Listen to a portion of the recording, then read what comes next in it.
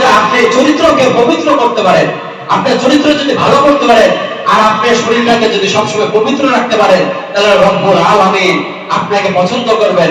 আপনি একদিন আউলিয়ার খাতায় নাম পড়ে যাবে। চিৎকার করে বলেন সুবহানাল্লাহ।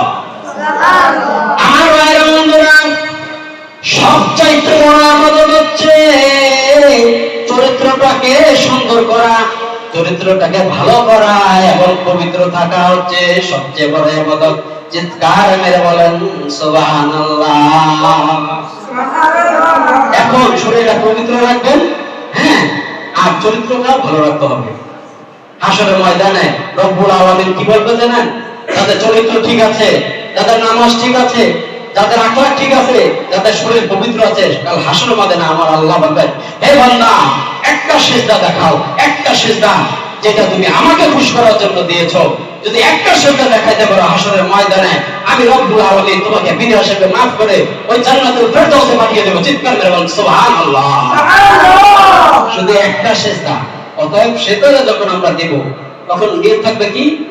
আমার রব্বুল আলামিন আমাকে দেখতে আছে এবং আমি রব্বুল আলামিনকে খুশি করার জন্য সিজদা দিতেছি। চিৎকার মেরে বলেন সুবহানাল্লাহ।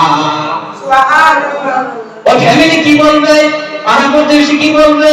আমি কাউকে দেখানোর জন্য সিজদা দিচ্ছি না, আমি কাউকে দেখানোর জন্য নামাজ পড়তেছি না, আমি পড়তেছি আমার রবের সাথে একটা কানেকশন সেট করার জন্য।